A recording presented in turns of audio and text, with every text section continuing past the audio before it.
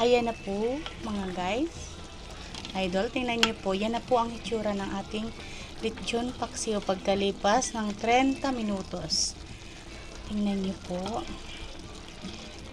Sobrang nangamoy na po siya kasi malambot na po siya. Ayan po yung sinasabi ko. Pagkadahan-dahan lang po yung luto nyo sa kanya. Yung kahit po sabing luto na siya, luto na siya dahil nga sa nilitsyon naman siya. Pero mas iba po yung tender na binibigay kapag dahan-dahan lang po yung pagluluto.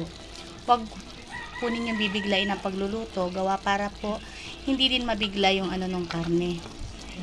Timplado na po yan. Okay na po yung alat. Okay na din po yung medyo tamis. At saka yung kanyang tawag dyan, anghang. Okay na po.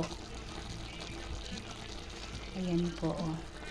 Tinanggal ko po yung sili kanina para po hindi siya madurog.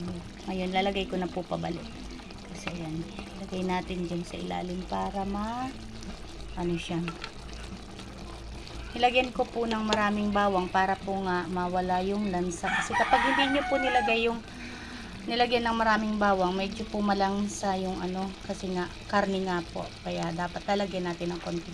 Ng maraming bawang, hindi konti. Tapos yung sibuyas, tingnan niyo po yung sibuyas, halos maano na kasi nga malambot na yung karne. Dahan-dahan lang po yung pagluluto para po hindi nabibigla yung inyong nilulutong mga karne. Tapos dapat po pakuluan ng mabuti para po maganda yung kalalabasan.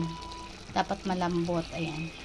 Yung tubig po natin kanina, di po ba nakita nyo guys? Tawag yan marami. Pero ngayon po, ibig sabihin, tawag dyan, paluto na siya kasi pababa na yung tubig, nag-subside na yung tubig niya.